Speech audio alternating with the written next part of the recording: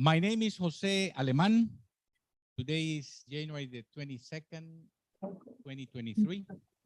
We are at Community Church of Boston, a social justice congregation committed to celebrate and free the human spirit and accompany social concerns here in Boston, Massachusetts, and everywhere. Today's program is the challenges of writing about a revolutionary who was also a poet, the case of Roque Dalton. And is with us Dr. James Iflan, a BU professor, a friend of El Salvador, and a compañero en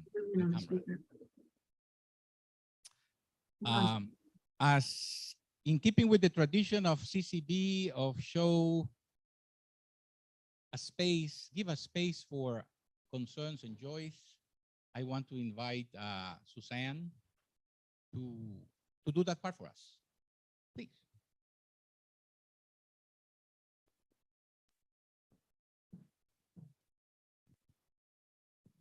Good morning, everyone.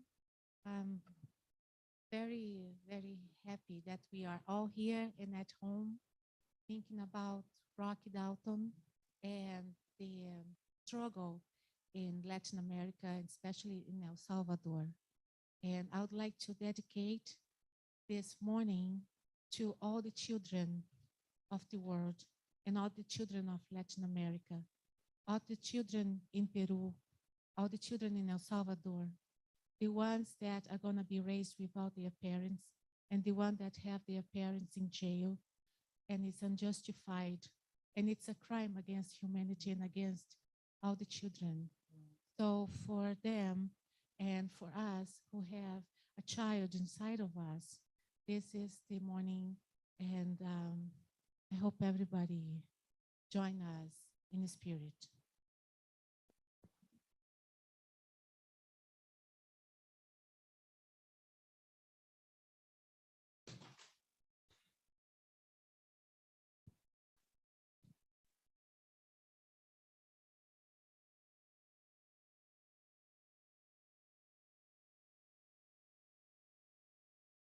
Just because the children are the light of the world.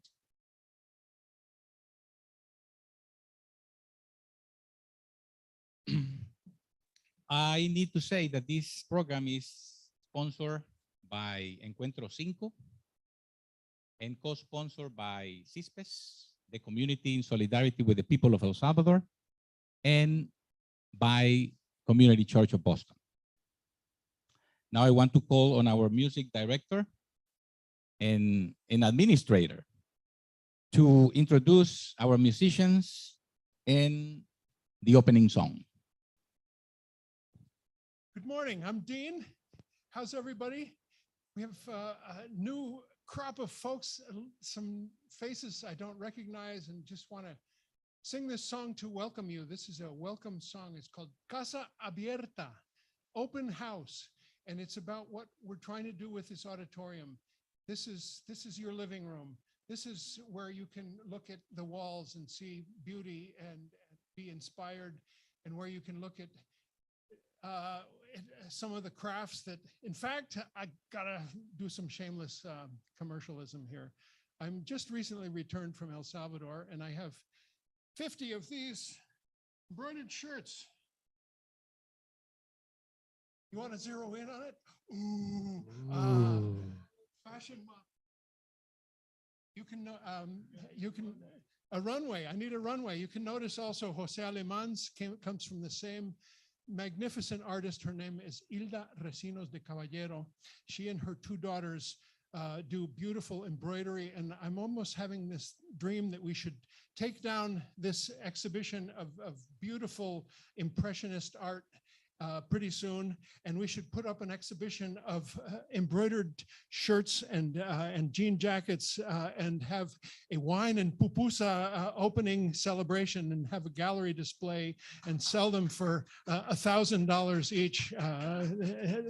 This is an illiterate artist, but needs to be recognized. And I go through thrift stores. I'm a thrift store rat and find solid colored shirts and take a whole suitcase for them every time I go. And she has a suitcase of embroidered shirts ready for me to take back. So check them out. And we will sing this song, Casa Abierta, open house. There is a plate for you at our table, the shade of a tree for your head. Our life is an open book. Our life is an open door to your life. Open house. El amor no cuestiona tu credo. We don't question your belief. The planet wants us to love without distinctions of cult or flag. Open house, Casa Abierta. This is by Salvador Cardenal from Nicaragua.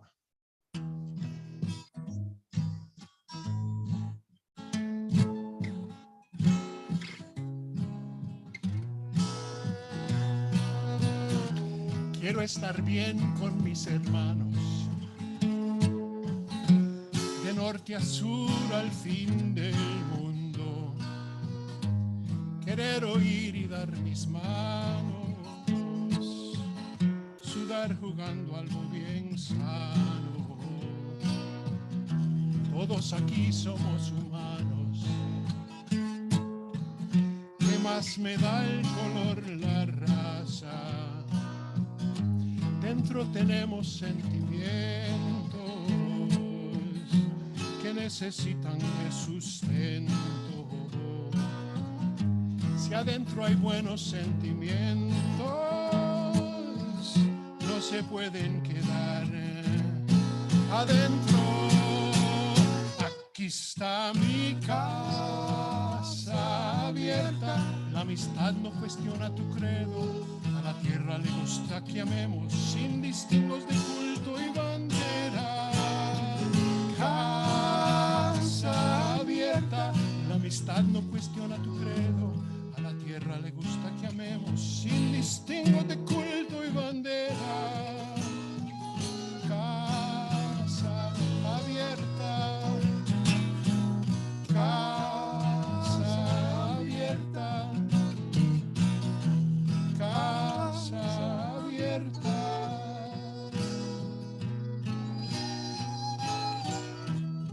Quisiera darte buena suerte y ser tu amigo hasta la muerte. Que la distancia no me entuma y la amistad no se consuma. Todos aquí somos humanos. ¿Qué más me da el color, la raza? Dentro tenemos sentimientos que necesitan de sustento. Si adentro hay buenos sentimientos, no se pueden quedar adentro. Aquí está mi casa abierta. Hay un plato por ti en nuestra mesa, sombra de árbol para tu cabeza, libro abierto, tu vida, mi puerta. Casa abierta, la amistad no cuestiona tu credo. A la tierra le gusta que amemos sin distingos de culto y bandera. Casa abierta, hay un plato por ti en nuestra mesa. Casa abierta, sombra de árbol para tu cabeza. Casa abierta, la amistad no cuestiona tu credo. Casa abierta, y a la tierra le gusta que amemos. Casa abierta, sin distingos de culto y bandera. Casa abierta, aquí está mi casa abierta.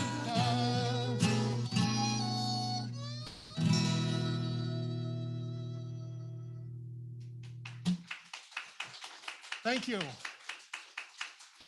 Welcome, and know that we do have an open house right here every Wednesday at noon. You can come and enjoy pupusas with us. It's sort of our delicacy of choice because they're so inexpensive and delicious. either from one of our friends, ladies in East Boston who make pupusas, or from one of the restaurants who sell them very cheaply.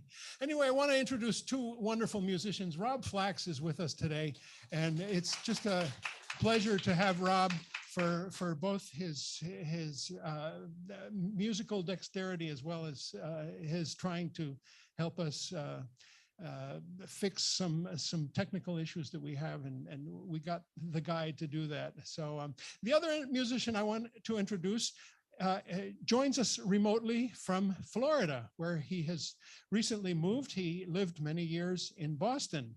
And Mario Montes, welcome. And we're going to hear one of my favorite songs from Mario. Take it away, Mario. Thank you. A pleasure to be here.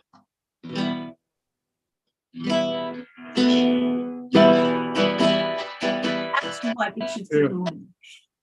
Except you stuff. Wiggle it around, 'cause it doesn't wiggle it.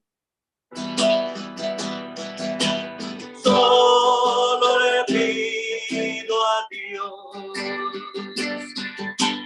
que el dolor no me sea indiferente, que la reseca muerte no me encuentre vacío y solo sin haber hecho lo suficiente.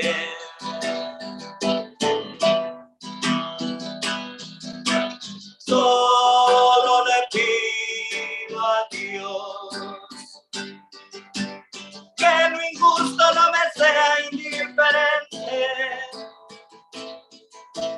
que no me abofeteen la otra mejilla después que una garra me araña esta suerte.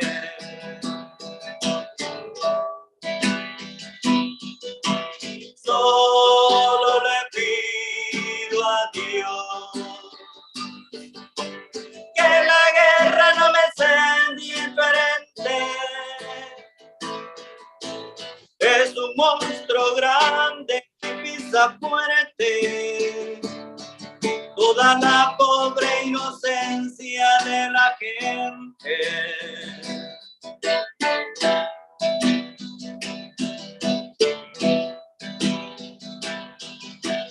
Solo le pido a Dios que el engaño no me sea indiferente.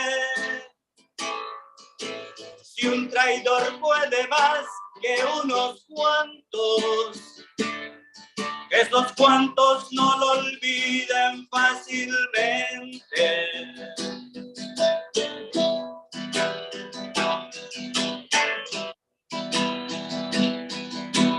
Solo le pido a Dios que el futuro no me sea indiferente. Desahuciado está el que tiene que marchar para vivir una cultura diferente.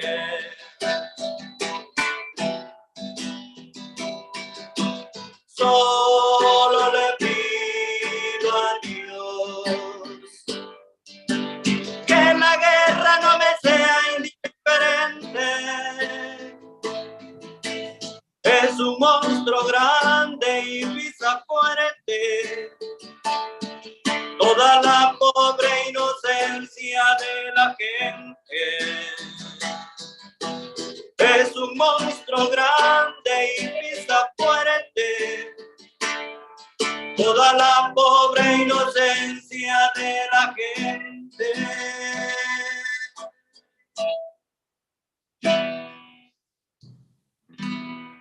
Thank you. So I didn't have time to introduce my wife, so I was in the choir helping me with the song in the background. Muchas gracias, Mario.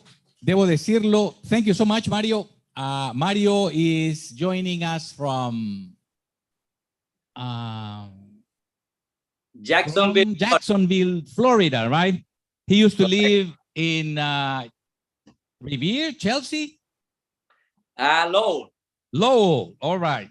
Yes. And he was accompanying also the Salvadoran programs happening in East Boston a number of years ago. And he continues adding to our celebrations and our important dates. So thank you, Mario. My pleasure. Today's program is a very personal program for me. A day like today in 1932, under the command of a military dictator in El Salvador, Maximiliano Hernandez Martinez, Roque Dalton, precisely through interviews conducted to Miguel Mármol, a founder of the Communist Party of El Salvador, recorded the story. And he said that between 10 to 30,000, mainly indigenous people, were murdered. That's considered the biggest ethnic crime in the continent last century. And it was Roque Dalton, the one who documented that. But Roque Dalton is more than that. In commemoration of that important date, sad date, I should say, I just want to add a poem that talks about that. The poem is in Spanish. It will be placed in English so that we can also follow what Roque wrote in relationship to that event. The poem is called Todos, all of us. I translated it freely as all of us. Todos nacimos medio muertos en 1932. Sobrevivimos, pero medio vivos. Cada uno con una cuenta de 30,000 muertos enteros que se puso a engordar sus intereses, sus réditos, y que hoy alcanza para untar de muerte a los que siguen naciendo. Medio muertos, medio vivos. Todos nacimos medio muertos en 1932. Ser salvadoreños es ser medio muerto. Eso que se mueve es la mitad de la vida que nos dejaron. Y como todos somos medio muertos, los asesinos presumen no solamente de estar totalmente vivos, sino también de ser inmortales. Pero ellos también están medio muertos y solo vivos a medias. Unámonos, medio muertos, que somos la patria, para hijos suyos podernos llamar. En nombre de los asesinados, unámonos contra los asesinos de todos, contra los asesinos de los muertos y de los medio muertos. Todos juntos tenemos más muerte que aquellos, pero todos juntos tenemos más vida que ellos. La todopoderosa unión de nuestras medias vidas, de las medias vidas de todos los que nacimos medio muertos en 1932. And without more introductions, I want to ask Ahmad, our co-host, to say who is going to lead us into understanding this poet who was also a revolutionary. This revolutionary who was also a poet. Ahmad. Great, thank you, Jose. So our program today, the challenges of writing about a revolutionary who was also a poet, the case of Roque Dalton, will be delivered by Professor James Ifland. Professor James Ifland has written on a wide variety of topics related to the Spanish Golden Age, centering mainly on Cervantes and Quevedo. Work in progress in this area includes a forthcoming book. A secondary field of interest is contemporary Central American literature. Among the courses he teaches are those on Cervantes' Don Quixote, Golden Age prose, fiction, poetry, and drama, and literature and social change in Latin America. He is also a faculty member in the Center for Latin American Studies program at the Pardee School of Global Studies at Boston University. Professor James F. Flynn, welcome.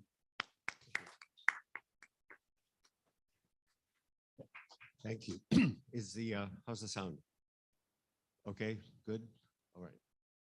Well, first of all, I'd like to thank you all for being here on a. The sound is too low. The sound is too low. Okay, so then let's crank it up.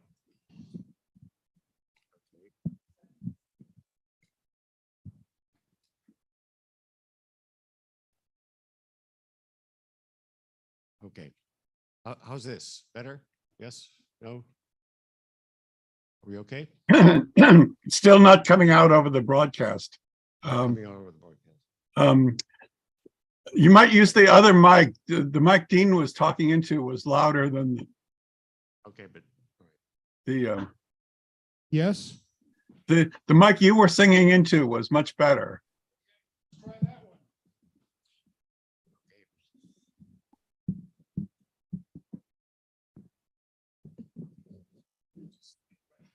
okay. How is this? Better still. It could be. Could be better. They should turn the volume up a little bit. Better. Okay. Yes. Okay. How about this? Yes. No. Good. Yes. Okay. Cool. All right. Let's take it from the top. Again, it's a great pleasure for me. It's an honor for me to be speaking with you today. I'm seeing some people that I knew way back when. Just so you know, I'm a professor of Spanish literature, as was just indicated. My main field is what we call Spanish Golden Age literature, the 16th and 17th century Spanish literature. And I've gravitated over into Central American issues, in part because of what was happening in the 1980s. I was the faculty advisor for the BU CISPA's chapter, and we were very active during the 80s, and some of you I know from that period. And so at one point I felt it was a little bit schizophrenic. What I was doing out in the street, so to speak, as opposed to what I was doing in the libraries and my classrooms. So I began to work on Central American topics. And I did, my first effort was a series of essays on Central American revolutionary poetry, which came out published by Educa in Costa Rica back in 1994. It was subsequently published again by the University of El Salvador. And here's a copy which I will be also donating to the local library, Ensayo sobre la Poesía Revolucionaria de Centroamérica. So, but after that, I began working on Roque Dalton. I want to give just a brief biographical sketch. Some of you know a lot about Roque, some of you may not know so much. So I'm just going to go over some basic facts before I get into the main part of my talk. Who was Roque Dalton? As many of you know, he was born on May 14th, 1935 in San Salvador. His father was an American millionaire, self-made millionaire. His mother was a Salvadoran nurse. Roque was born out of wedlock. His father eventually recognized him legally, and he was sent to the Externado de San Salvador, a Jesuit high school, where the male offspring of the elite were sent to study. As Dalton points out, in many contexts, back in his lower middle class neighborhood, he was treated like the son of a millonario norteamericano, the American millionaire. And at the Externado de San Salvador, he was the poor kid who was and a bastard to boot. The Jesuits turned him into a devout, even fanatical Catholic. When it came to study at the university level, Roque's father paid for him to go to Chile to study law at the Universidad Católica, so as to avoid the left-leaning environment of the Universidad de El Salvador. One of the deans there in Chile suggested that he needed to broaden his horizons and suggested that he check out courses at the Universidad de Chile in Santiago. It was there that Roque began to enter into contact with leftist thought. At a lecture by Diego Rivera, the great Mexican muralist, the two began to converse, and Rivera asked him what he knew about Marx. Roque told him that he really didn't know anything, and Rivera abruptly cut him off and told him that he didn't want to talk to imbeciles and walked away. Dalton returned to El Salvador after only a year of study in Chile and began to study law at the Universidad de El Salvador. We're talking about the mid-1950s. It was there that he slowly left his fervent Catholicism and where he began to become a fervent communist. The Salvadoran Communist Party had been obliterated by the Salvadoran military in 1932 as part of the repression against a peasant uprising sparked by attempts to overturn the results of municipal elections at the end of 1931, in which the Salvadoran Communist Party had achieved a major victory. 30,000 people were massacred in about 6 weeks. And this is back when there were less than 1 million people living in El Salvador. So this is the event that Jose referred to earlier. When Dalton joins the Communist Party in the mid-50s, it is slowly beginning to become active again, albeit in completely clandestine form. I won't go into all the ups and downs that Roque suffered once he became a committed communist, intent on bringing revolutionary change not only to El Salvador, but also to the rest of Central America and beyond. After the success of the Cuban Revolution, like many others on the left in Latin America, Dalton became convinced that the only road to real revolutionary change in Latin America was through armed struggle. His participation in incipient revolutionary movements in the early 60s earned him many stints in prison, including ones in which he was on the point of being executed. In 1965, his capture included an interrogation by an American CIA agent in which he was pressured into becoming a collaborator, albeit largely in the cultural world. I really, on this whole subject of the, I really recommend a lot. Some of you may know Francis Stoner's book, The Cultural Cold War, the CIA and the World of Arts and Letters, describes this whole period that we're talking about. Dalton refused, and he was turned back over to the Salvadoran military, which was going to execute him. Dalton managed to escape prison thanks to damage caused by an earthquake, which allowed him to burrow his way out. Part of the CIA's interest in him had to do with the fact that he had spent some time in Cuba, where he immediately established, part of the interest had to do with the fact that he had spent time in exile in Cuba, where he immediately established ties to the cultural establishment of the revolutionary government, including a close relationship with the poet and writer Roberto Fernández Retamar, who was to become the longtime head of the Casa de las Americas, the premier cultural institution in Cuba. After Dalton's escape from the clutches of the CIA in 1965, he was sent to Czechoslovakia, where he lived in Prague from 1965 to 1967, and continued to work in the cultural and intellectual sphere, among other things, as an official representative of the Salvadoran Communist Party. There he met up with many leftist intellectuals and political activists who were also in exile and who participated in the lively cultural and political environment of Prague in those years. In Prague was where he met and established an enduring friendship with a young French intellectual, Régis Debray, who later gained world notoriety when he was captured in the CIA coordinated operation, which led to Che Guevara's capture and execution in cold blood on October 9th, 1967. This friendship bears us directly on my topic today. Dalton returned to Cuba in 1967, where he rapidly became a fixture in the revolutionary cultural milieu of the late 60s and early 70s, largely as part of the team that coordinated the activities at Casa de las Americas under the leadership of Aide Santamaria and the aforementioned Roberto Fernandez Retamar. By that time, Roque had firmly established his considerable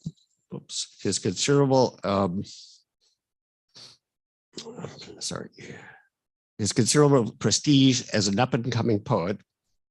In La Habana, a kind of Paris for Latin American leftist writers and intellectuals at the time. Roque developed his reputation as a glowing, lively conversationalist, in large part aided by his incredible sense of humor and his prodigious affection for the consumption of alcohol. His amorous activity was also slowly reaching legendary status. He made enduring friendships with a host of Latin American writers, including Julio Cortázar, Mario Benedetti, Eduardo Galeano, Ernesto Cardenal, Claribel Alegría, Juan Gelman, etc. Roque also was crucial in helping the careers of now classic figures of the Nueva Trova movement in Cuba, including Silvio Rodriguez and Pablo Milanés, que en paz descanse. He also began to participate in the lively theatrical scene in Cuba and involved as an incisive essayist, not only in the area of arts and letters, but also in that of revolutionary theory. And here we must return to his close ties to Régis Debray. Dean, can you just bring this down just a slight bit? Just alter the altitude. There, I think that's better. Yeah, okay, great, thanks. Okay, and here we must return to the close ties to Régis Debray. Some of you probably know that Debray had gained striking prominence in leftist circles in Latin America because of his book entitled Revolution in the Revolution, in which he argued that significant social, economic, and political change in Latin America, and beyond for that matter, could only come out through armed struggle. For him, the road forward was laid out most clearly in the strategy and tactics of the Cuban Revolution, specifically in the creation of so-called focos of the type made famous by Fidel Castro and Che Guevara. Its strategy centered largely on the establishment of initial beachheads by small groups of revolutionaries in rural areas, then to be followed by a steady accumulation of allies among the peasant population, as well as from urban areas, workers, students, intellectuals, etc. The Cuban Revolution established a clear model to be imitated by other revolutionary movements in Latin America. The untimely death of Che Guevara sowed serious doubts across the Latin American left regarding the Cuban model of armed struggle. Many communist parties across the continent harshly denounced the strategy of armed struggle in general, choosing instead to work in the occasional spaces that opened up within electoral democracies in some countries, Chile, for example, and even in Dalton's home country, El Salvador. These parties chose Debray's book, Revolution in the Revolution, as their favorite punching bag rather than attacking Che Guevara himself, who would immediately won the iconic status that he carries to this present day. It is in this context that Dalton produces perhaps his most important contribution to revolutionary theory, Revolución en la Revolución y la Crítica de Derecha. It is a brilliantly nuanced defense of Debray's treatise, as well as the strategies established by the Cuban Revolution. The Crítica de Derecha, or the critique from the right, or rightist critique, to which he alludes, is that aimed by the aforementioned communist parties in Latin America who had opted for the electoral path, or so-called via pacífica, against the advocates of armed revolutionary struggle. Dalton argues that the so-called via pacífica, or peaceful path, was a dead-end road, that any attempt to undo the profoundly unjust socioeconomic systems of the continent would end up in failure. Failure often stained by blood. Electoral spaces opened up by ruling groups would rapidly be closed if the results of the democratic electoral processes put their interests at risk. Moreover, Within the context of the so-called Cold War, the US government would never allow any truly progressive government to engage in structural reforms that might create problems for US companies. The proliferation of US-backed dictatorships throughout the continent in these years was clear evidence of the absurdity of the so-called Via Pacifica. The whole example of Chile after the election and subsequent overthrow of the Allende government became the ultimate validation of Dalton's basic read of the situation in Latin America.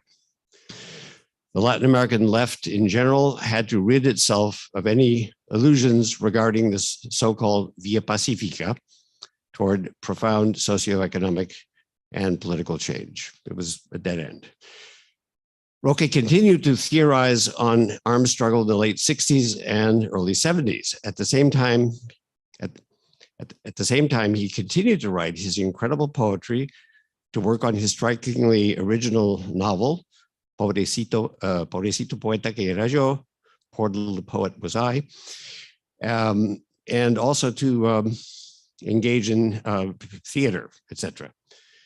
His thinking on armed struggle also continued to evolve, especially given the successful revolutionary war being waged in Vietnam against the US and its local allies, with commitments of over 600,000 American troops at the height of the conflict.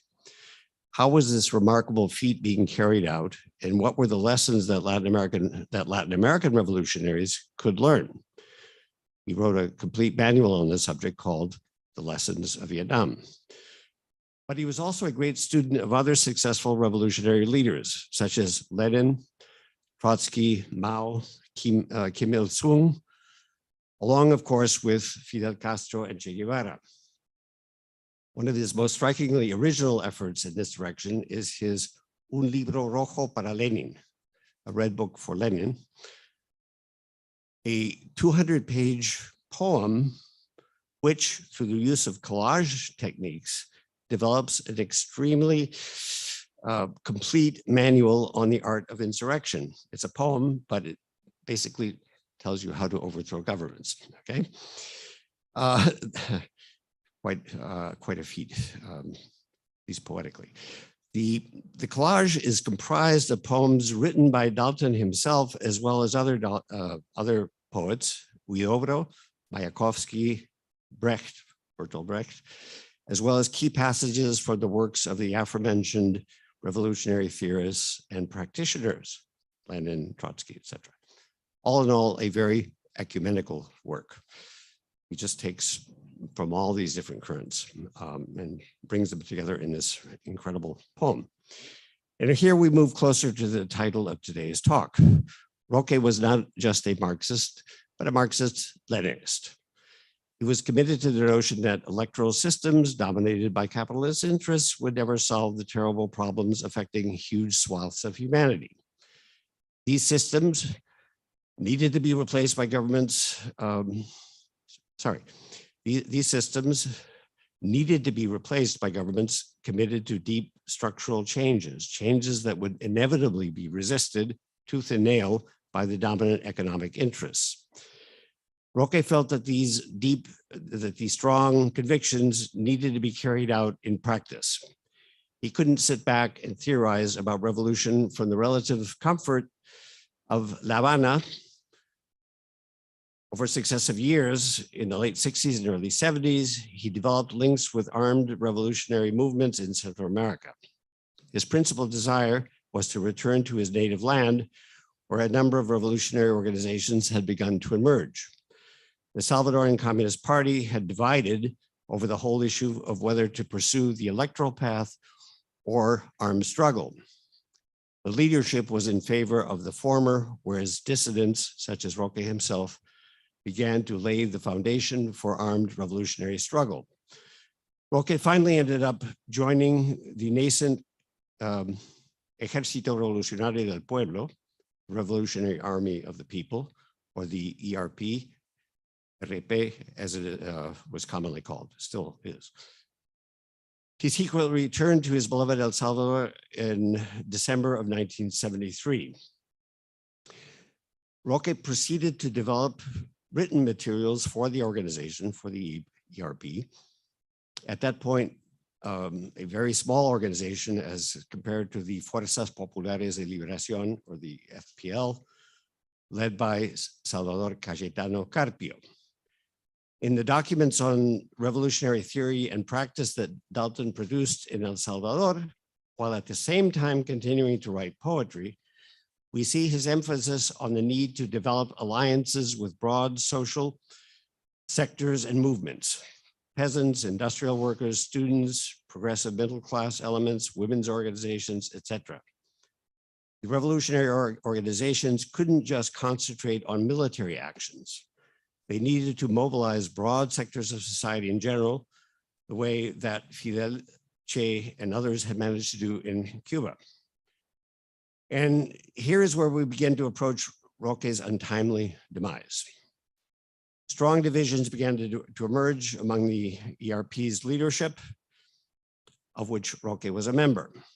The dominant faction, led by the organization's principal leader, Alejandro Rivas Mira, was in favor of engaging in military action immediately, under the assumption that this would spark uprisings in broader social sectors, leading to a successful insurrectional effort. Roque and his allies argued that the organization needed to move more slowly, building strong links with the aforementioned peasant movements and labor unions, student organizations, etc. Armed actions, or propaganda armada, could begin, but more ambitious campaigns had to wait until the proper foundation had been set. Tensions between the two factions continued to grow until finally, in April 1975, Roque and one of his closest allies were arrested by the organization's leaders and were subsequently put on trial before its military tribunal.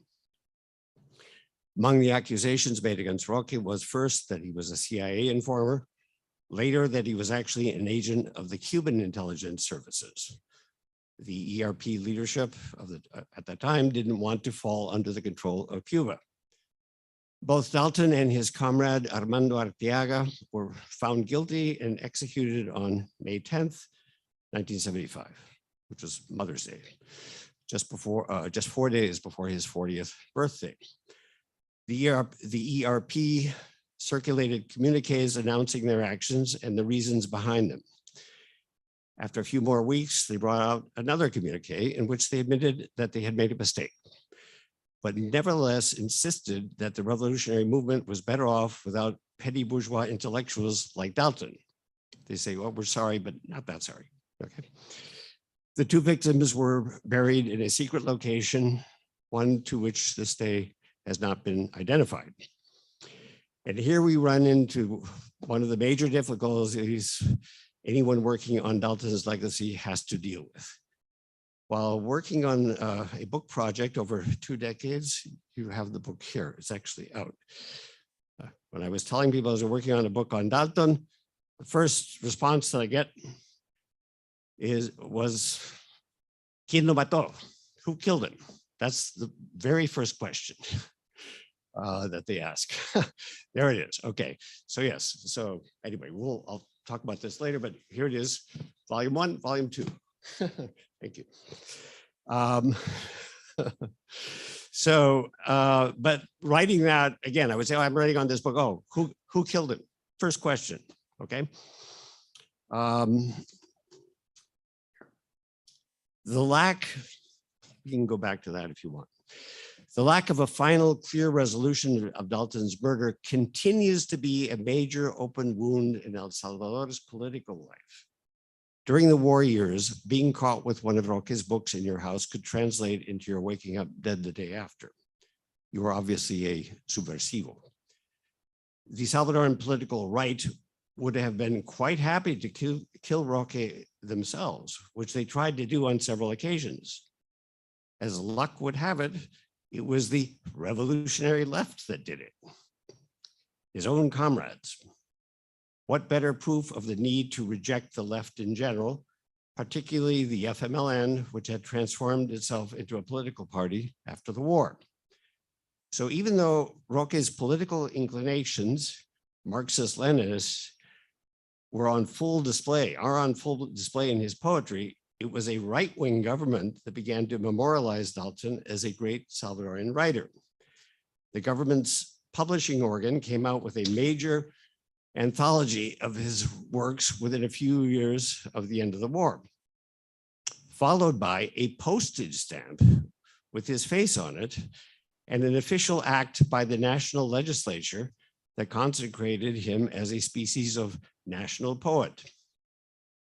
Why? Why would a right-wing Arena government do this? Because it put on display for all to see the treachery of the left.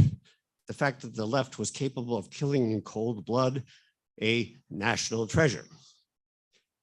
This situation has been prolonged down to the present day. That is, with Dalton being used as a kind of club to beat down the left. And along with this goes the eternal whodunit nature of the murder. Who was the actual trigger man, et cetera, et cetera, et cetera. It's just never ending, okay? The fact that we can't stop talking about Roque's death makes it harder to concentrate on his actual work. As I've said in print several times, it's almost as if those responsible have murdered Roque twice. First, his physical liquidation, but then steering readers away from what he wrote. All writers, just like the rest of us, die at some point. But as the old cliche goes, a cliche which is true, by the way, they live on in their work. If we don't read the work, in this case, because we can't stop talking about Roque's murder, it constitutes a second death, perhaps worse on a certain level than the first. But this isn't the only challenge for those of us who want to write about Roque Dalton. During the late 70s and throughout the 80s and early 90s, Roque was rightly celebrated by revolutionary militants and a large segment of the left in general, including here in the US, because of his unabashed championing of revolutionary change. There were Roque Dalton cultural brigades down in El Salvador, as well as in Central American solidarity organizations around the world, including, again, the US. The end of the armed conflicts in Central America coincided with the end of the Cold War and the subsiding of revolutionary dreams throughout much of the world.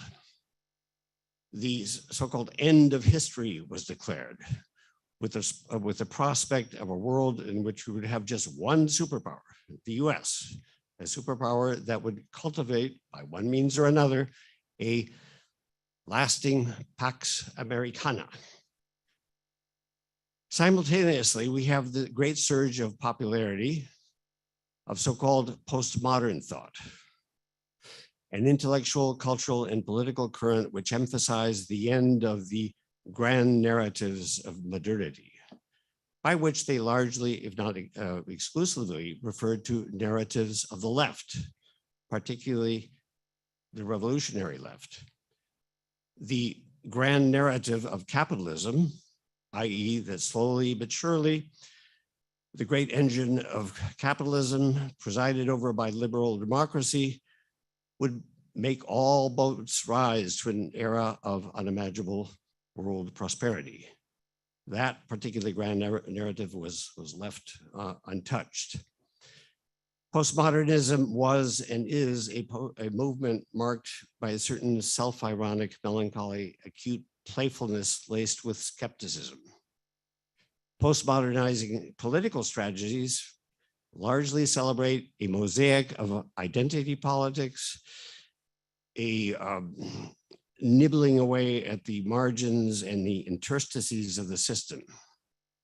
Don't think of substituting the existing state with a wholly different model altogether. That might require overthrowing the existing state. A really old-fashioned idea, one of those grand narratives that are so passé, so modern as opposed to postmodern. Returning now to how this applies directly to Dalton's case, during the 90s and well into the 21st century, including now, a concerted effort got underway to rebrand Roque. No longer was he to be looked at as an icon of the revolutionary left, as a poeta comprometido, willing to risk his skin to change the lamentable course of his country's history. Let's all concentrate rather on Dalton's considerable aesthetic merits, putting aside his ideological commitments, putting aside that he was a Marxist-Leninist, not just a Marxist of the type that could rise to fame and fortune even in the American Academy.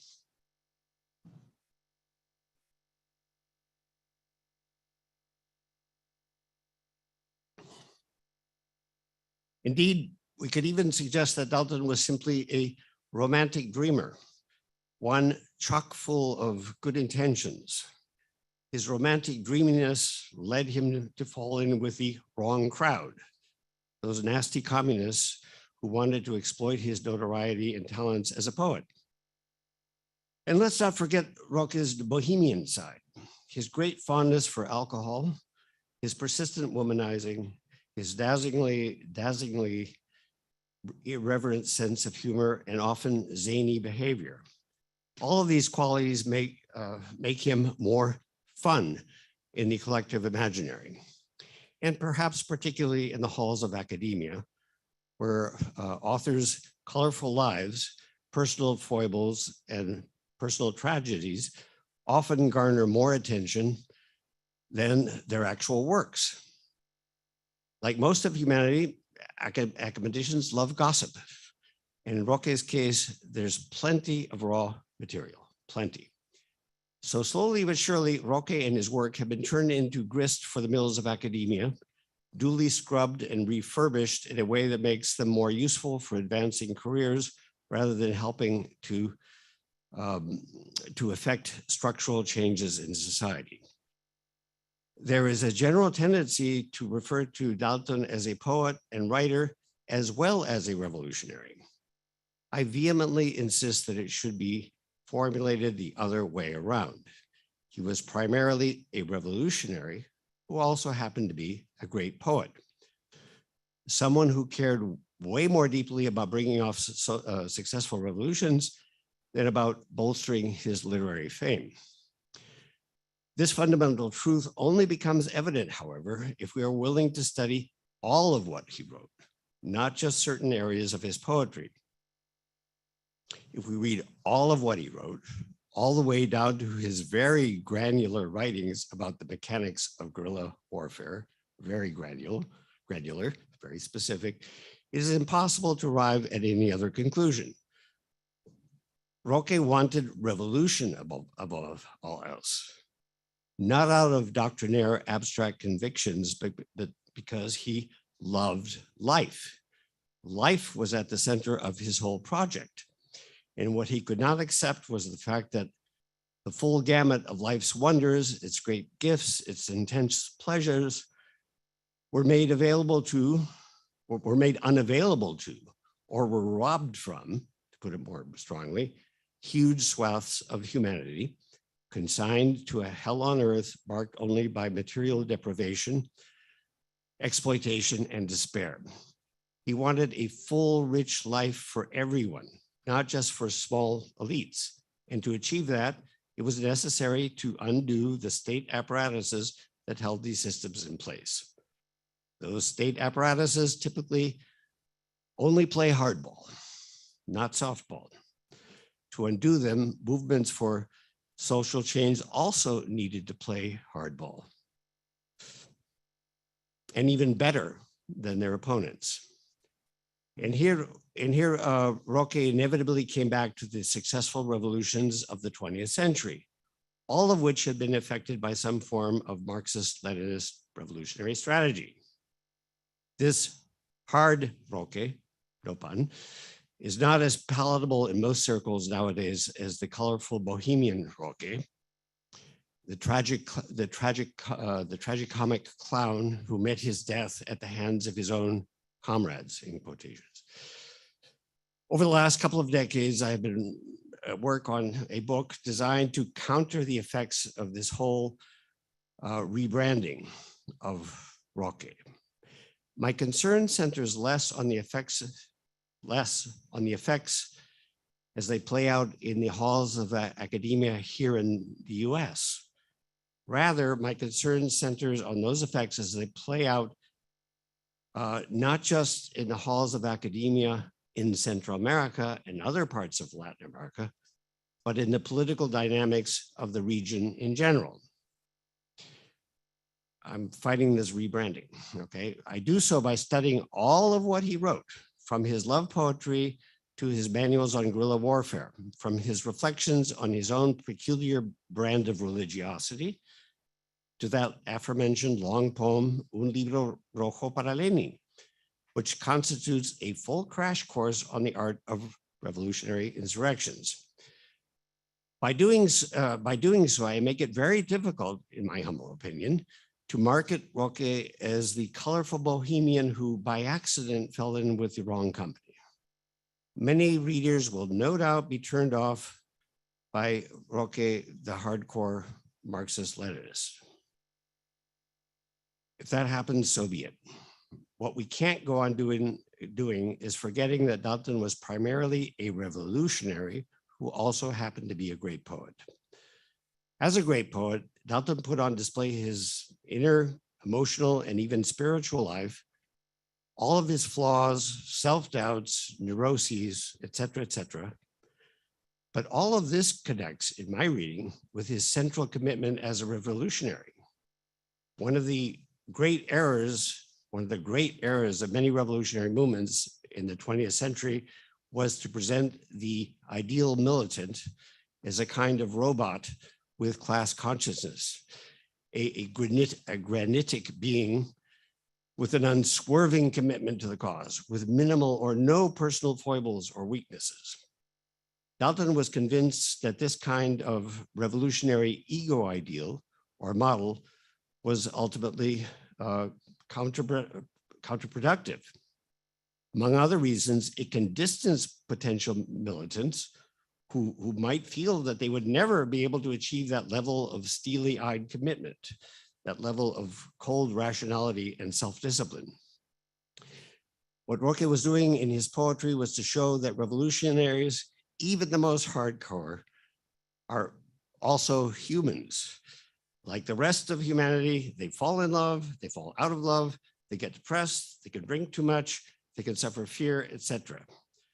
Revolutionaries need to be able to laugh at themselves, at the foolishness that can manifest itself in the revolutionary ranks, including among the leaders. They need to be able to reject the rigid orthodoxies that often take hold in revolutionary movements and in the way of governing countries where revolutionary movements are in power. Revolutionaries need to act based on love, ultimately, a love for their fellow human beings, a love which simply cannot stand by as socioeconomic systems end up grinding down those human beings, down into a de facto subhuman condition. Don't worry, guys, I'll finish soon. And yes, alas, that kind of love needs to be capable of transforming itself into a crystalline lucidity, into analytic coldness and unwavering commitment when it comes to neutralizing the armed apparatus that keeps thoroughly unjust systems in place. Nonviolent civil disobedience simply doesn't work against repressive state apparatuses that have no problems in shooting down protesters in cold blood, organizing death squads, torturing prisoners, etc. These apparatuses have to be dismantled, as do the states of which they're instruments. Now, this kind of revolutionary ethos, don't worry, I'm finishing, you guys. Now, this kind of revolutionary ethos and praxis may have appeared to make sense in large swaths of the 20th century. But what possible relevance can it have nowadays? Isn't this attempt to restore Roque to his Marxist-Leninist roots somewhat archaic, out of place in this period in which the grand narratives are no longer operative, when electoral electoral democracies are well entrenched as the preferred, if not only, mode of governance out there? Doesn't one run the risk of appearing like a quaint dinosaur by approaching Roque this way? What I tried to argue in my book is that Roque followed the path that he did because it was the only one that made any sense in his precise historical moment. As a Marxist-Leninist, he insisted that any kind of praxis had to be based on the concrete analysis of concrete situations. Just a phrase from Lenin. There was no single mode of revolutionary praxis that could apply to all situations.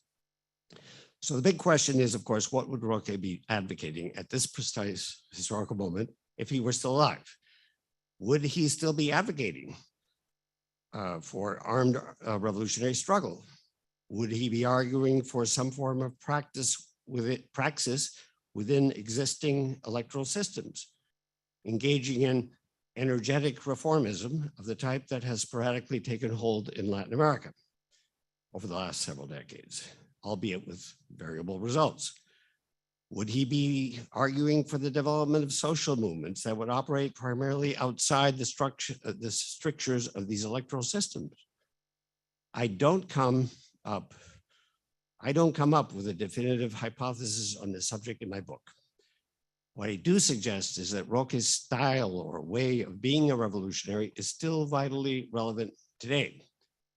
The international left has been somewhat adrift over the last 3 decades, marked by the dismantling of the former Soviet Union.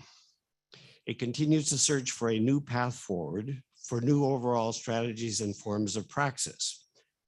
My argument is that within Roque's writings, we find a unique capacity for aggiornamento, of bringing up to date. Contingent, of course, on that aforementioned concrete analysis of concrete situations. He would never commit himself blindly to one way of doing things.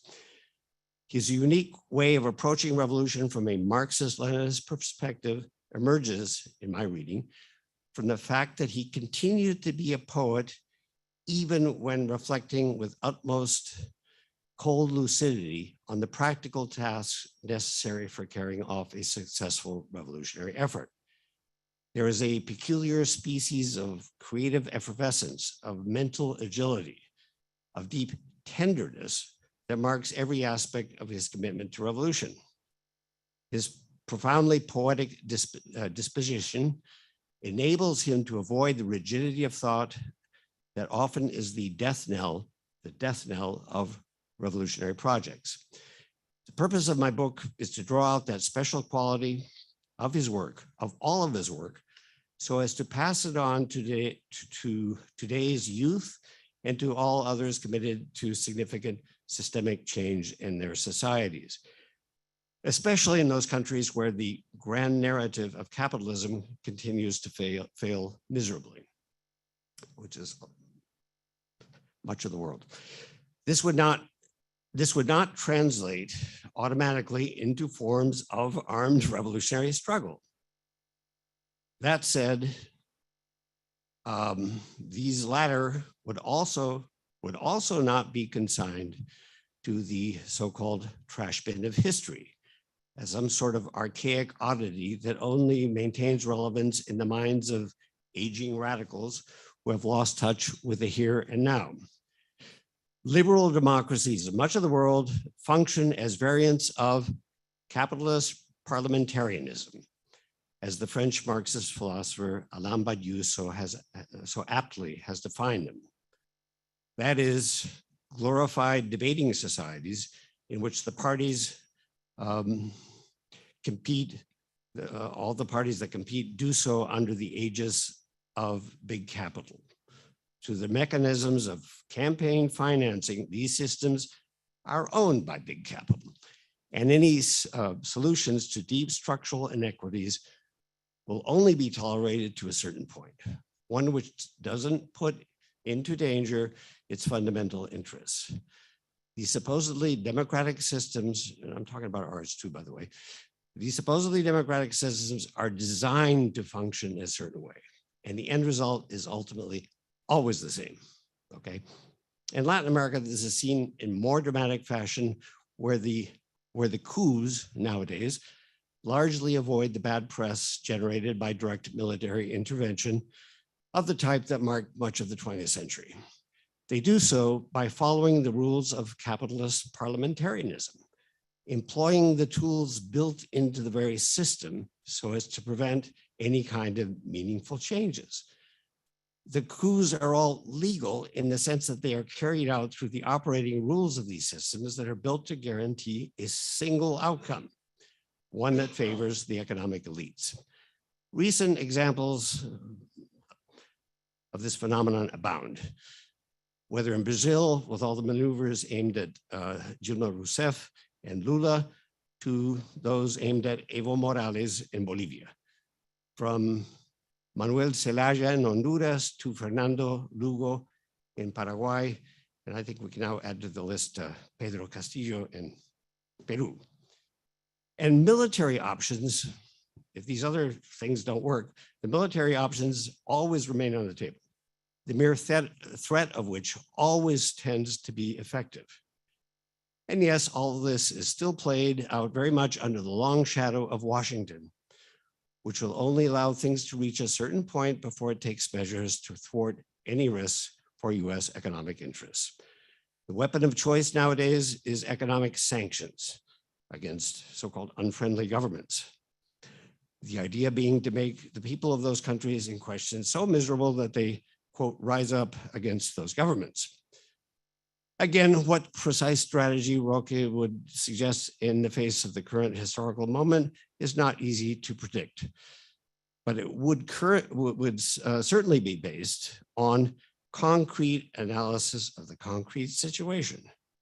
He would not advocate resigning ourselves to the dead-end street of capitalist parliamentarianism, with small electoral gains here, minor reforms there, immediately to be erased if any worrisome real progress were made regarding socioeconomic inequities.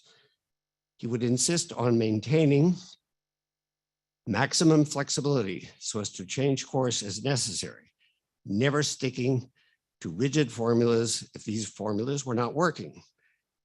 He would cultivate an environment in which criticism of those in leadership positions was encouraged, and in which everyone needed to be capable of deep self-criticism. Everybody has to be capable of self-criticism. He would not argue for the development of a new,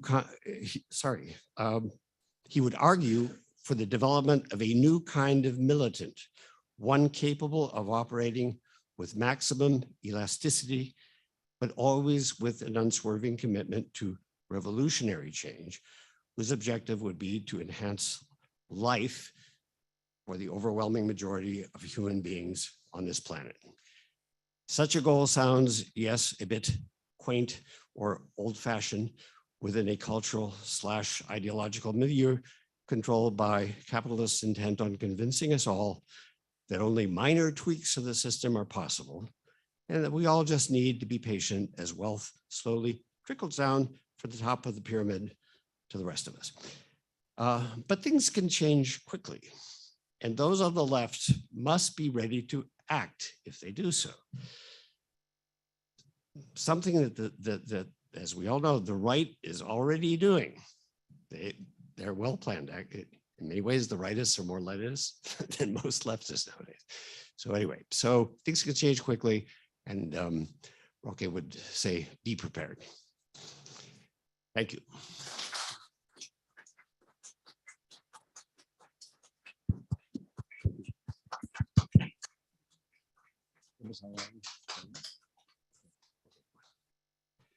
There will be, thank you, Jim.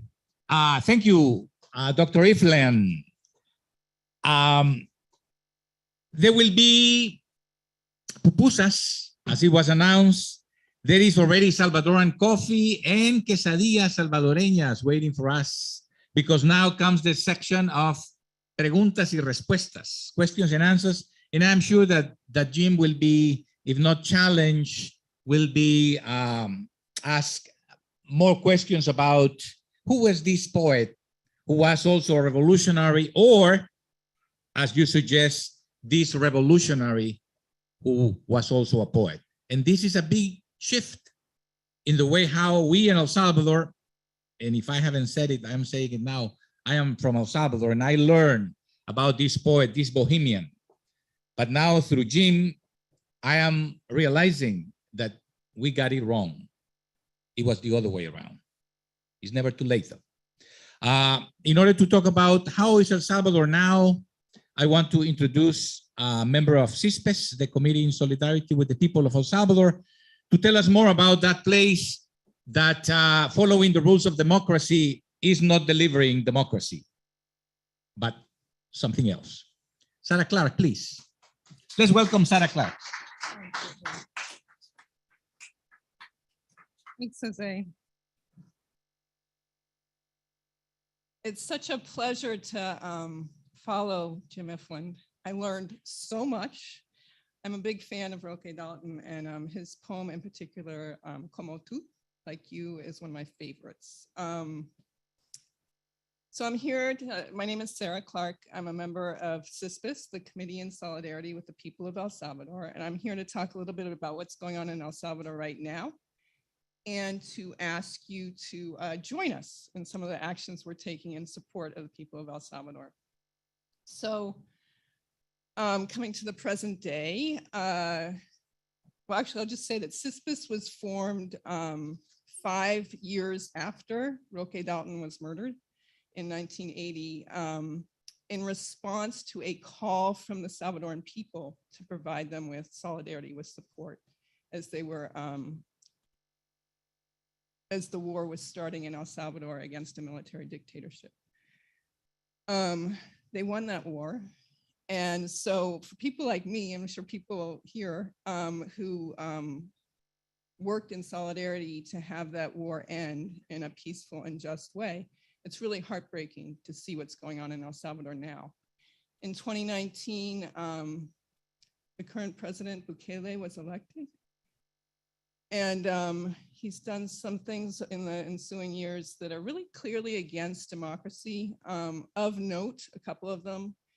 In 2021, he orchestrated the 5 members of the Supreme Court in El Salvador to be taken off the Supreme Court.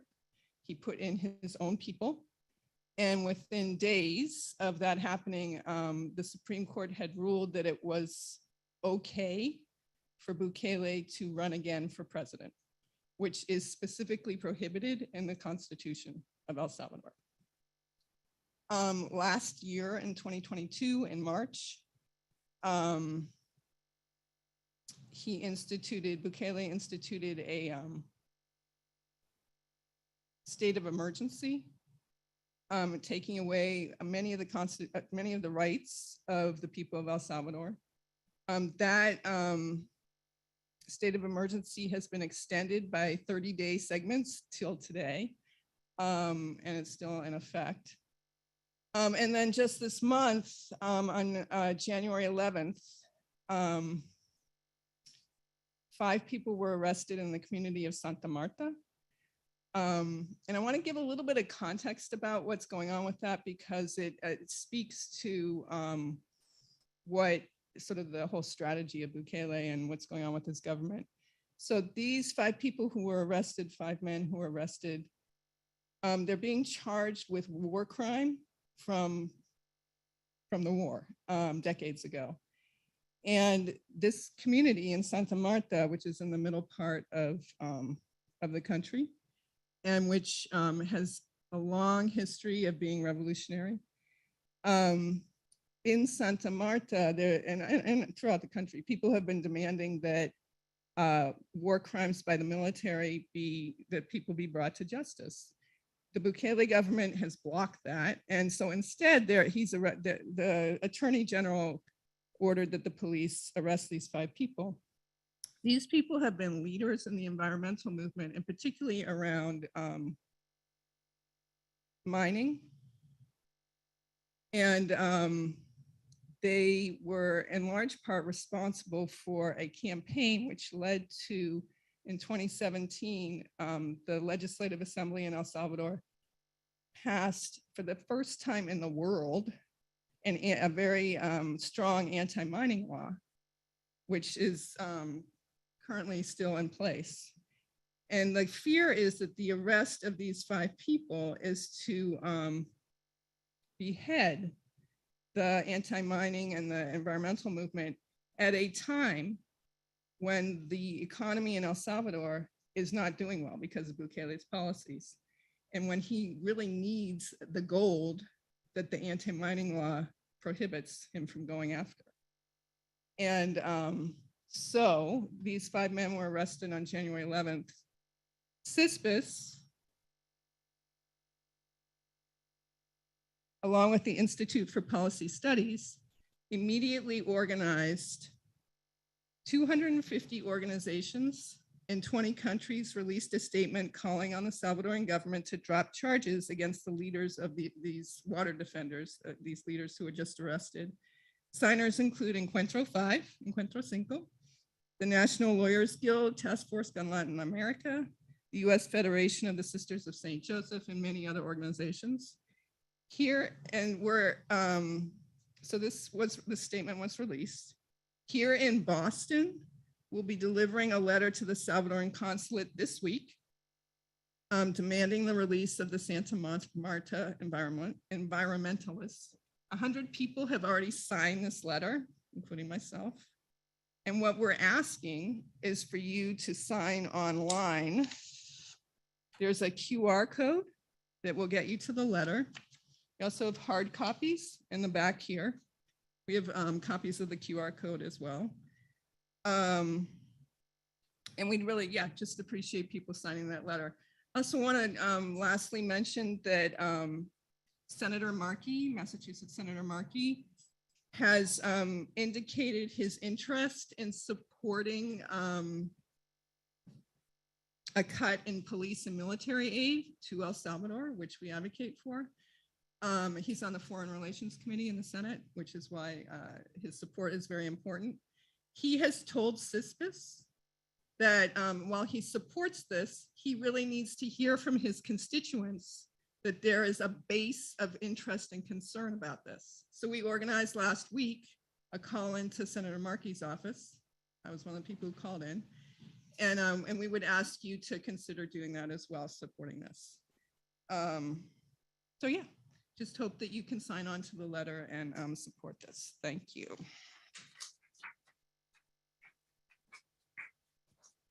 Thank you, Sarah, and thank you, CISPES. Now I want to invite Dean Stevens, our music director, our administrator, and the person who has kept this place, even during the pandemic, alive and running. In fact, Dean, what do we have on the 28th? I know that this place is going to turn on the lights and music will be heard here by Encuentro 5 en La Peña Latinoamericana. Yes, this will be a revival of La Peña's long schedule of peñas. Peña means kind of coffee house. It comes from Chile's Violeta Parra. Come to the open mic and let your voice be heard. I will not be here that night, but many others will. I usually bring a basket up here, but it's back there and I didn't feel like going back there. That's a beautiful basket that we have to tell you that we rely on your support to keep this project going. And both of the wonderful audience we have here today, it's been a pretty small audience ever since February 2020, truth be told, and this is a beautiful group here to see. And I just want to mention all the folks who are here from CISPES who have been just so passionate about El Salvador, regardless of what Luis Enrique Mejia calls the políticos de turno, whoever happens to be in place. Our commitment to this amazing little country has no end of mandate. is that a good way to put it? Just because it's just such an inspiration. It's a place that grabbed me by the soul and has not let me go. Even Me neither. me neither. Whoever that was. Me, Lee. This just like It's Lee. Just like Jose said, this song is very personal, and it's a retelling of some stories that I heard when I first traveled to El Salvador in 1991 about what repopulated people had just been through in 8 years of exile in the hills after a horrible massacre that happened February 14th, 1980 in this village, El Higueral, that's a place very dear to my soul.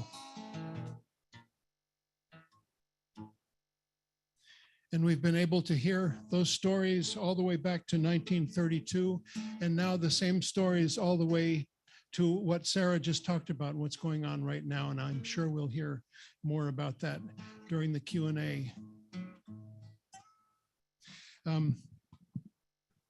We'll do 2 songs, one that I wrote in English and one that I didn't write. It's in Spanish.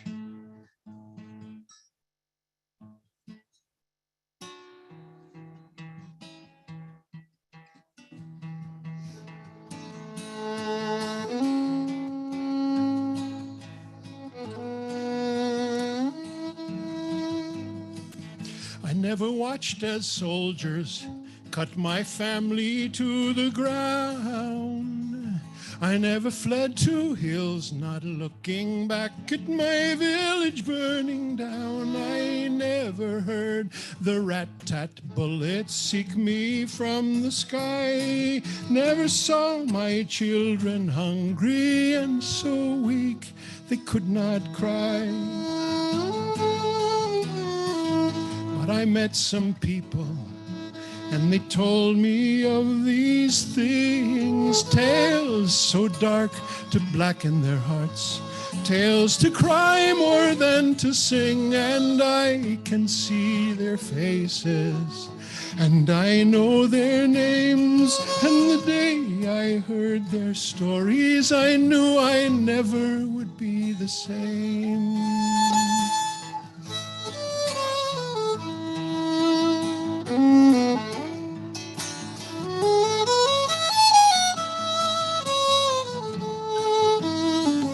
I never slept in hunger on a bed of rain and stone. I never felt the dark of dew that chilled me to the marrow bone. I always thought that cold of dawn would melt with warmth of day.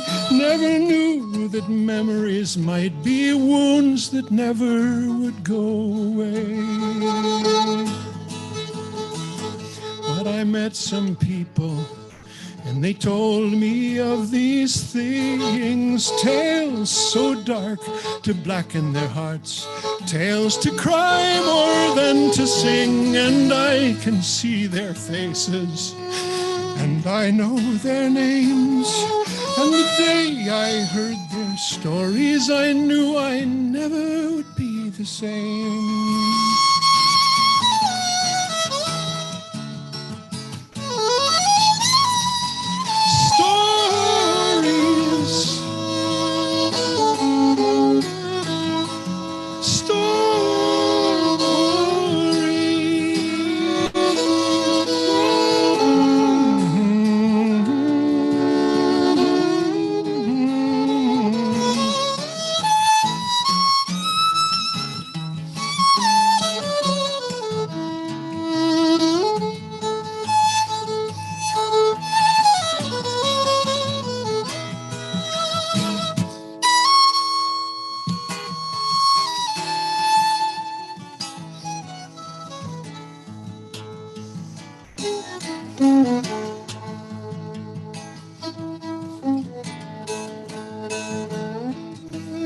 I never knew the mystery Many live through every day.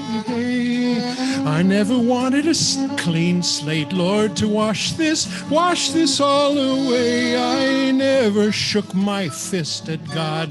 Why me this fate would deal?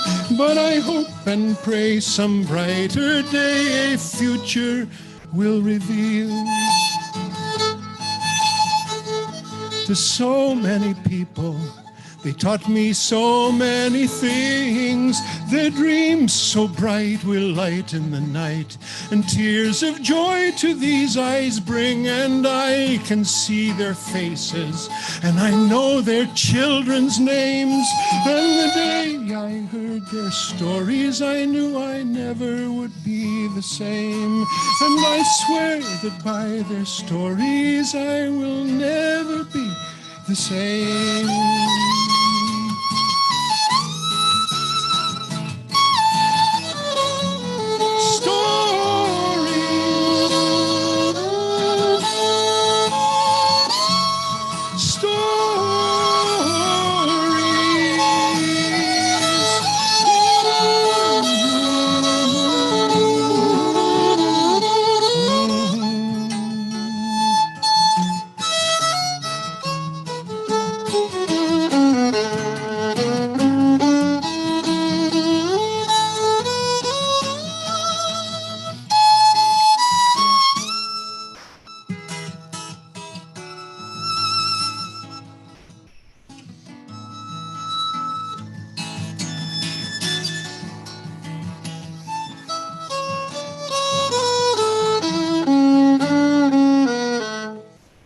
Un, dos, tres.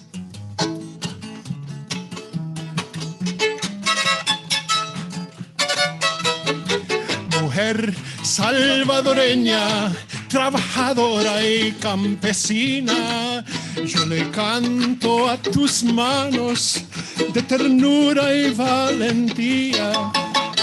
Manos que tanto saben de tortear y acariciar. Manos que trabajan por una nueva sociedad.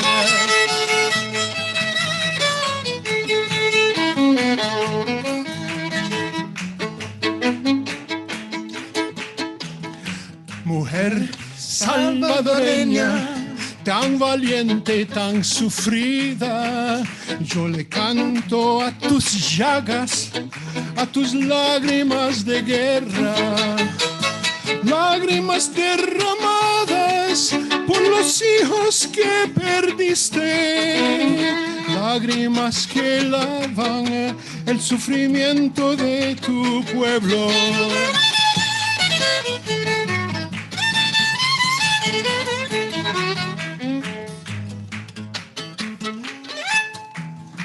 Mujer salvadoreña, corazón de los hogares, yo le canto a tu fuerza familiar y solidaria.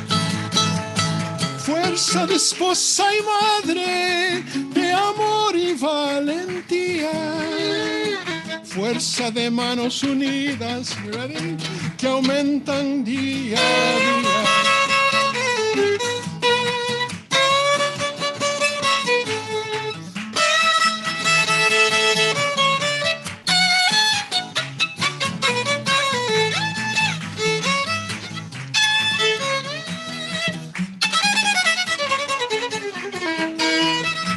Mujer salvadoreña, corazón, no, mujer de fe y de esperanza, yo le canto a las mujeres de todo Chalatenango. Las mujeres repobladas son semillas del futuro que alcanzaremos juntos con Dios y trabajo duro. Las mujeres repobladas son semillas del futuro que alcanzaremos juntos con Dios y trabajo duro. El trabajo es duro, pero sigue. ¡Que vivan las mujeres del Salvador! Y los hombres también. Ah, claro, claro.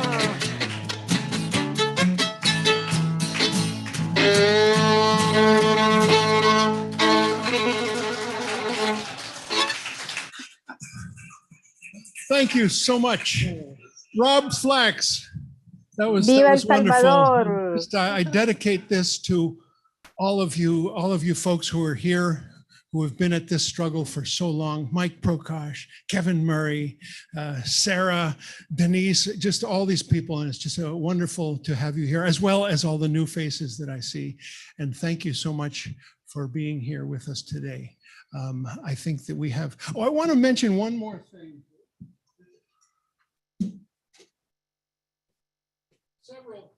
Several books to talk about. The first one is written by Father Tommy Greenan, who was a Scottish priest who did his service in the 80s in El Salvador. And I met him in 92 with his fellow priest named Henry McLaughlin. And we had tea and I remember the reference to the preferential option for the poor in El Salvador. And I loved the Roldar so much that when I found out this book, which had just had a book release in a village, Father Tommy Greenan, and it's a serious memoir of his time in El Salvador, day by day. It's called El Canto del Pueblo Pobre. Tommy Greenan. I don't even know who the publisher is, but it'll be here in this library once I'm done with it. There's another book we have a lot of. It's called Injustice, The Story of the Holy Land Foundation 5 by Miko Peled. And we just gave them in December our annual Sacco and Vanzetti Award. And if you don't know about the Holy Land Foundation, find out about it. It's just like Sacco and Vanzetti. It's immigrants scapegoated in a time of national hysteria after 9/11 and put in jail and long prison sentences for basically doing charity, fundraising for the wrong people, namely those of Gaza and the West Bank of Palestine. And we have been deeply moved by our encounter with these people. Some of their family, Nida Abu Bakr, is a daughter of one of the Holy Land Foundation 5, and she was with us as well as Miko in December. So this is a book worth reading. We also have a petition going around to free them that will go to all of our decision makers, and we hope you will sign that petition. It'll be out on the table by the pupusas when we're done here. So we're going to have a Q&A, and Jose is going to direct it. Okay. Thank you, Dean. Let's give it to Dean and Robert. Thank you, Robert. You are always welcome here, please. Yes, and I want to acknowledge the presence of Alan Perez, who is a member of the board of director of Encuentro of Community Church of Boston. So please, Alan, you want to say something about Community Church of Boston? What we are doing? What else is happening in the building? Please come. Please. And also I want to acknowledge the fact that Charlie Welch is in the controls remotely. Charlie Welch is the secretary of the board of Community Church of Boston, and along with Amar Ahmad is the co-host of the program today. And I want to also ask Jim Eveland to please come, because there is a section of questions and answers, and we are not done yet, but the pupusas are waiting for us. So, Alan. Yeah.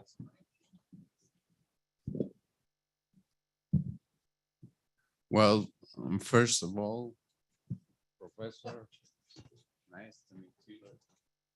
Your presentation was very interesting. I am from Costa Rica. I belong to the generation of the 70s and the 80s. I went through the big questions of that time. 1973 was a pivotal year for me, because as a socialist, I posed this question: should we go for armed struggle or through elections? When you were talking about Roque Dalton, it was kind of a bitter subject.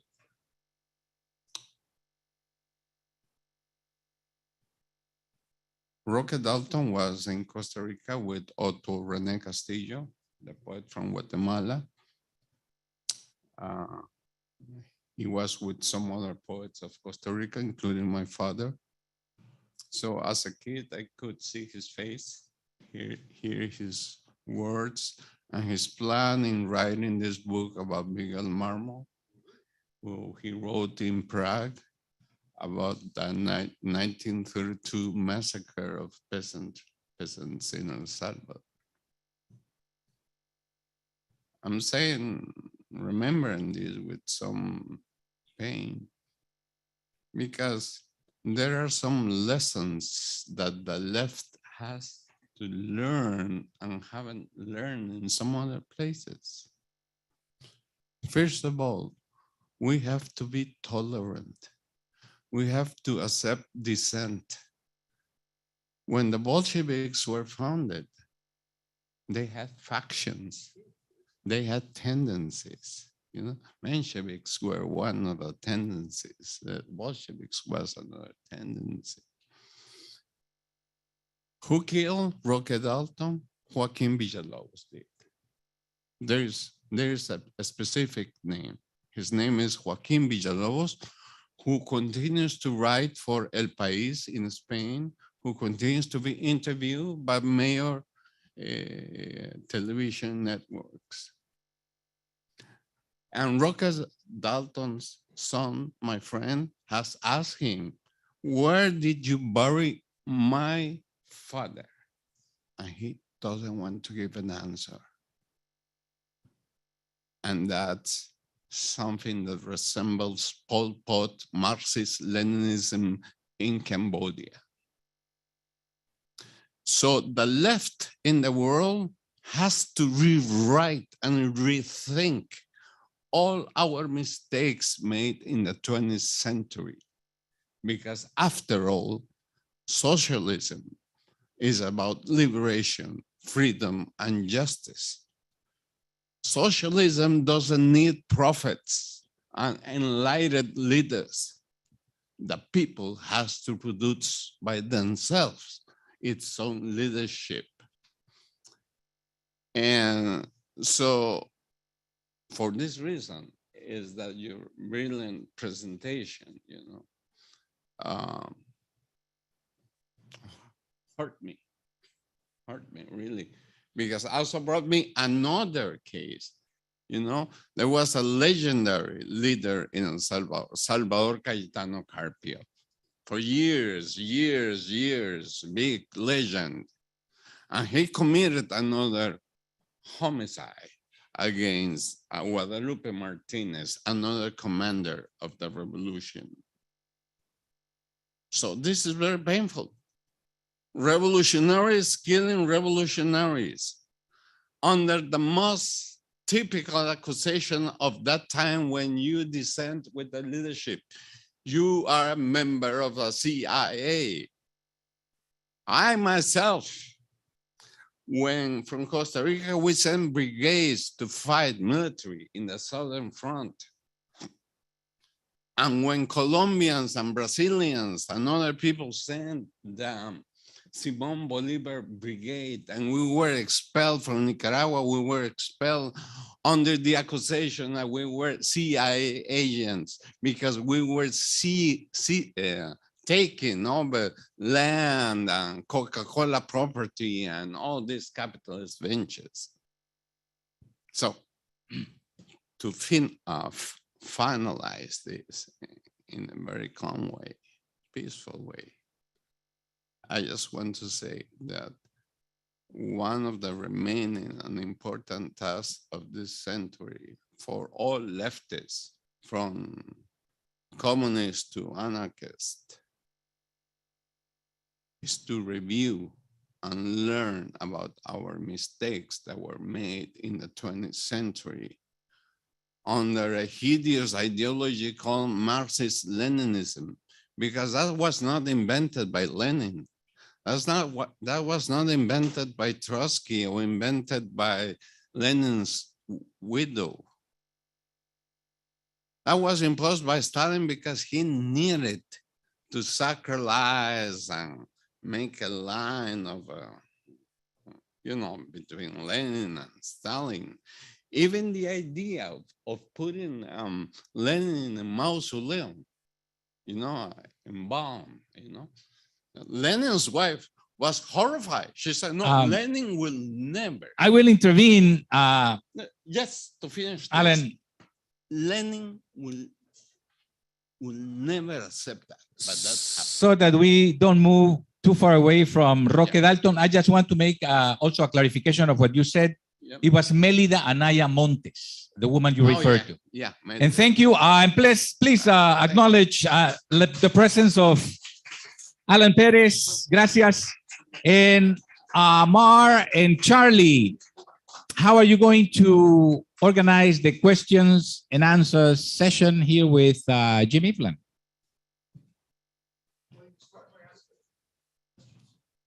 Okay.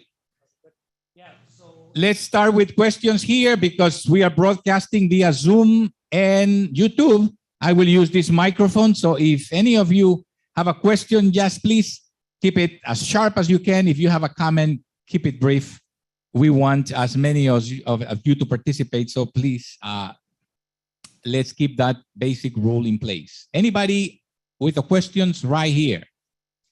Otherwise, we can go to Amar and Charlie.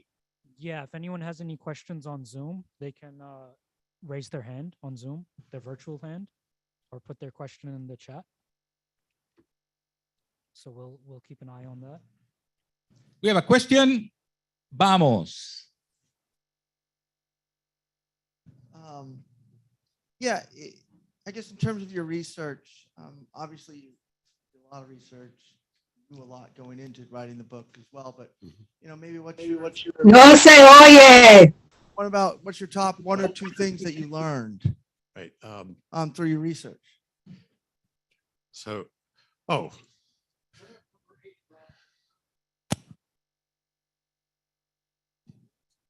right. I did. Thank you for the question. I learned, Jose, where is the book? Oh, okay, that's right. Well, okay, there it is. Okay, no, that's right. That's right. We're talking about a total. Yes, this is out at its exactly what I was recommending to be.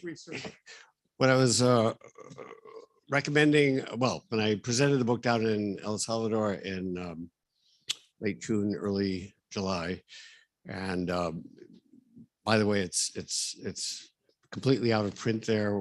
I'll explain. There are going to be new ways of getting the book, but this edition is now agotada, as they say in Spanish. It's completely sold out. So, but what I was, going back to Dean's potential back problem because he had to carry these things. My advice to people is, okay, if anybody breaks into your house, hit them with volume 1, and if that doesn't take them out, then go ahead and volume 2. So it's 2,000 pages in toto. So doing the research for that took a long time. There are a lot of people here present. That individual, Jose, Jim, when are you going to finish the book? When are you going to finish the book? I said, hold on, just wait. And I'm pretty sure that a bunch of the folks in the Salvadoran Solidarity movement thought that I was, if I may, that I was bullshitting and I wasn't writing the book. But no, I was producing that. And to do that, to really restore Roque's true identity, I had to read a lot. It was probably 12 or 13 years of research plus about 7 or 8 years actually writing. So going back to your question, what I learned was that what I've been repeating, it's my little hobby horse, that we really have to think of him primarily as a revolutionary who was also a poet.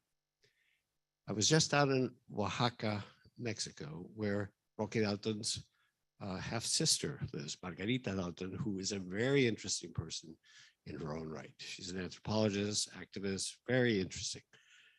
And she had a very close relationship with Roque. They only met when she was studying in Cuba and he was in exile there. And so one of the reasons that I went to Oaxaca was to give her a copy of the book, because I had interviewed her many, many years ago, and she was aware that this was in the works. And I told her that I want you to know that you may or may not agree with what I have to say about your brother, but this is my basic thesis. And I'm quite happy to say that she said, this is Roque's sister, that's the way it should be. That's the way he would have preferred to be remembered. So in that sense, I almost started to cry at that moment when she said that. So, and the only way I got to that, I could, this book does not work for the American Academy. This thing, I consider it personally more of a political intervention in the present. This is not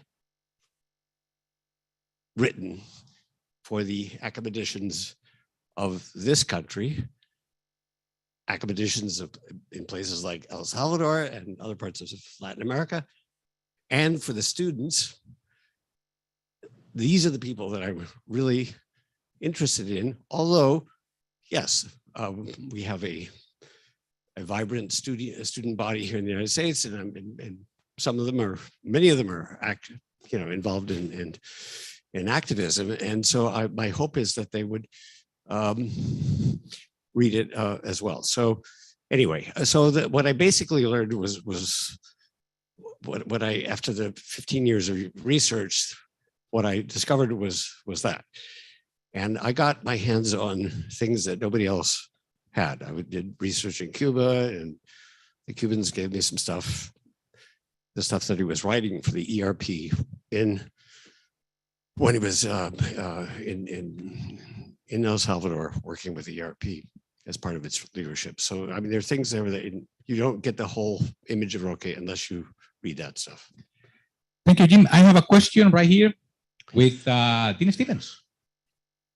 Just a quick one. I'm brand new to Roque Dalton, and this has been a really interesting weekend, just reading some of those poems in English, translated, and wanting to delve deeper. One interesting thing that was mentioned, I don't know if it's true or not, or if it's just myth, that his father was the predecessors were like a criminal gang in Kansas, and that he took his ill-gotten gains to El Salvador. Well, okay, this is, you see, this is why there is so much, there are many legends about Roque, and he himself is responsible for that.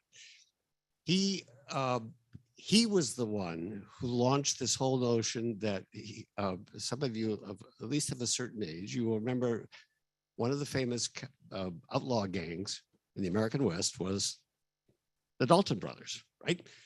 The Dalton brothers, which was common knowledge for those of us who were born. The boomers know what I'm talking about. So and you're a boomer, so you should know that, yes, the Dalton brothers, and he would, that actually gets said by serious scholars, but he himself disseminated it. And that is not actually true. He, actually, the whole family history is quite interesting. His father was actually from Arizona. And with a brother, an uncle of Roque, they actually, this is true, he was a gun runner for Pancho Villa during the Mexican Revolution. And apparently he kept some money that Pancho gave him, or gave them. And they decided it was not a good idea to stay in Mexico, so they proceeded to go south. They were in Guatemala. These guys were like fortune hunters. They were just sort of improvising they were just, dirty businessmen who ended up making a heck of a lot of money. What is interesting is that Roque is a first cousin, really sitting down, of Linda Ronstadt. This is not, I'm not bullshitting. And they are in, Juan Jose is in communication with Linda because another part of the family went to California. And apparently Margarita Dalton was telling me that actually the family had migrated, or some ancestors had migrated from England to the States in the mid-19th century. She thinks that she has relatives here in the Boston area, but she was never able to locate them. But she's done all sorts of research. So the Dalton brothers, again, this is a very long, since I'm an academician, I have to answer extensively and superfluously. But no, the answer is no. Great. We have two questions in the Zoom chat. So first we'll ask Dan's question, and then we'll pass the floor to Joe to ask his question. So Dan, the Bagel Man, is asking, hold on one second. What can we do for El Salvador to help the people going forward? Ooh. How much, go ahead and just say it again. 5 minutes, okay. What can we do for El Salvador now? Wow, okay, that is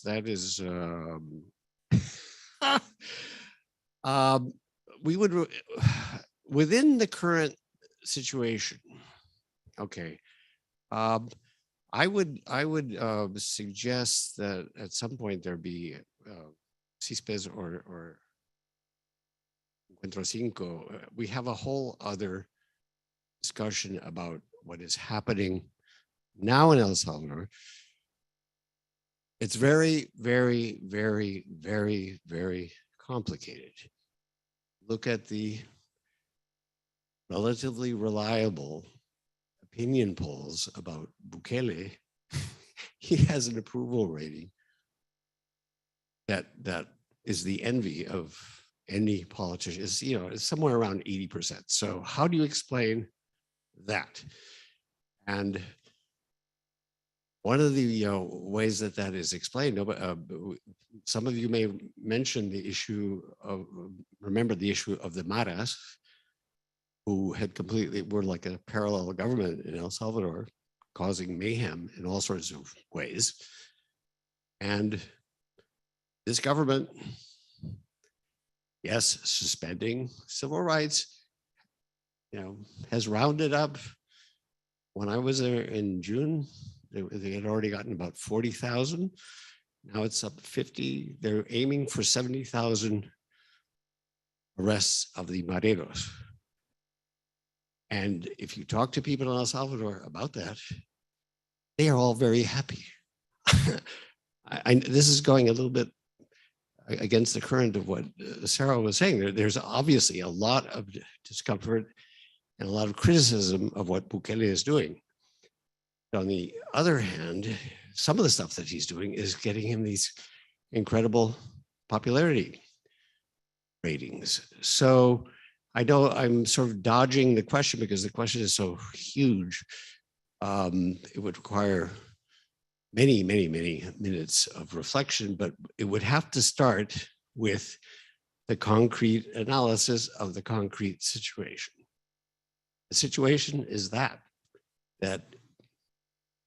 whatever we may think about him, and he's criticized by human rights organizations, but I was talking to a lot of people in El Salvador. I mean, one thing is them for the Maras to extort from the big companies, but it's another thing to be extorting from the lady who sells pupusas on the corner. And anyway, so I'm going to stop there. Thank you. Let's give it again to Jimmy Flan, because Because we need to end the program at 1 p.m. We have a lunch of pupusas and café and quesadilla salvadoreña and tamales put together and brought by our dear friend Luis Guzman. So we are going to rearrange the set here, but not without inviting everyone to next Sunday, 11 p.m. right here, Community Church of Boston. And Saturday, we have La Peña Latinoamericana after the pandemic, starting right here, 7 p.m. Please come. It's an open mic format celebrating the culture of Latin America, poetry, music, you name it. Please come. It's completely free and open to the public. And now, Dean, what do you have? Mention next Sunday is Professor Richard Wolff, just a remarkable radical economist who has a huge following on YouTube and places, and we have the pleasure of hosting him next Sunday. Great. So do join us. Not live. He will join us via Zoom, but come live and enjoy our lunch afterwards. Thank you, Jim.